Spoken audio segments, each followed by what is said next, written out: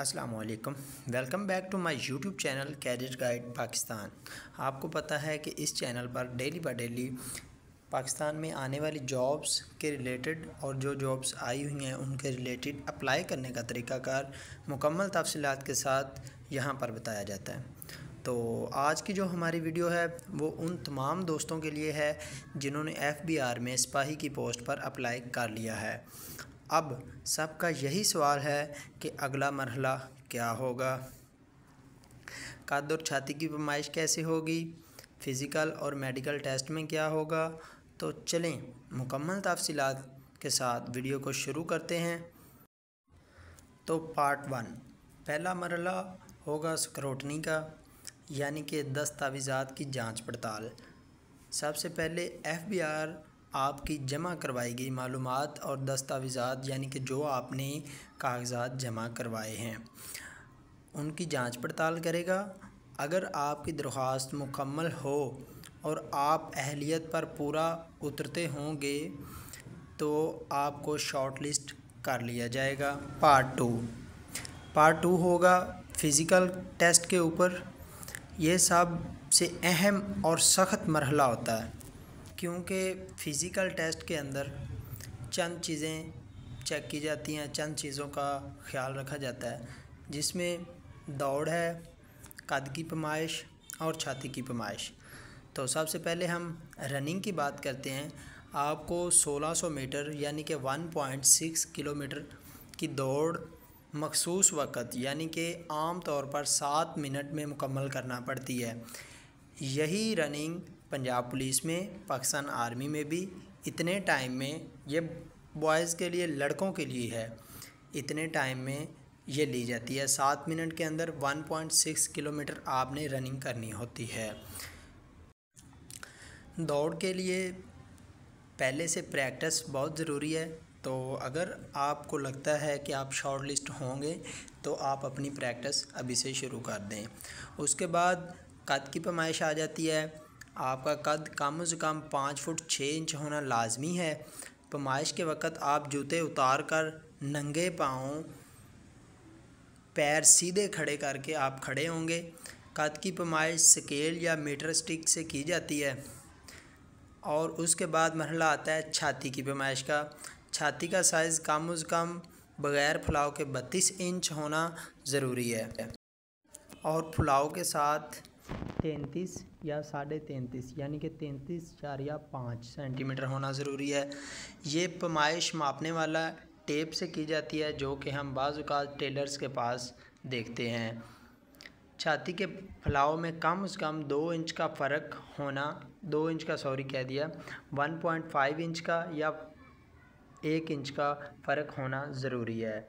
उसके बाद दीगर जिस्मानी फ़िटनेस आपकी देखी जाती है। कुछ मुकामात पर आपसे पुशअप या सिटअप का टेस्ट भी लिया जाता है। उसके बाद मरहला 3 शुरू होता है मेडिकल टेस्ट का।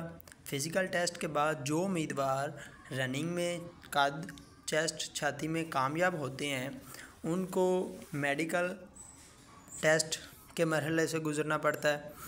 तो सबसे पहले जो बात है वो इसमें नज़र की तेज़ी है, यानी कि आपकी नज़र चेक की जाती है, जो कि 6.6 होनी चाहिए। 6/6 होना ज़रूरी है। जिस्म पर कोई भी मुस्तकिल चोट या बीमारी की ख़राबी तो नहीं। आपकी मुकम्मल जिस्म की जांच की जाती है, कंप्लीटली जिस्म की, ठीक है। अगर आपकी कोई हड्डी या पाँव टूटा हुआ तो नहीं है। और दिल और खून, शुगर वगैरह के टेस्ट किए जाते हैं। कद और वज़न, जिस्मानी तवाज़ुन। और इम्पोर्टेंट बात, अगर किसी उम्मीदवार का वज़न या ब्लड प्रेशर नॉर्मल ना हो तो वो रिजेक्ट भी हो सकता है। उसके बाद पार्ट 4, मेडिकल के बाद आपको बुलाया जाएगा एक मुख्तसर इंटरव्यू के लिए। इसमें आपसे दरअसल मैं आपको बता रहा हूँ, ये कुछ सवालात पूछे जाएंगे आपसे। आपकी तालीम क्या है, FBI क्या काम करता है, आप सरकारी नौकरी क्यों करना चाहते हैं, आपकी शख्सियत और रवैये का अंदाज़ा लगाया जाता है। इस एक बात मेरी जहन में बिठा लें, इसके लिए इंटरव्यू के मरहले के लिए मैंने अलग से एक वीडियो अपने चैनल पर पोस्ट कर रखी है। अगर आप उसको देखना चाहें तो नीचे लिंक मैं डिस्क्रिप्शन में दे दूंगा, आप वहां से जाके चेक कर सकते हैं। उसके बाद पार्ट 5 यानी कि मेरिट लिस्ट और अपॉइंटमेंट लेटर का मरहला आ जाता है। इन तमाम मराहिल में से गुज़रने के बाद आपके सामने एक मेरिट लिस्ट कुछ चंद दिनों के बाद हो सकता है, इसमें चंद माह भी लग जाएं। अगर आपका नाम उन मेरिट लिस्ट में आ जाता है तो आपको एक अपॉइंटमेंट लेटर जारी कर दिया जाता है।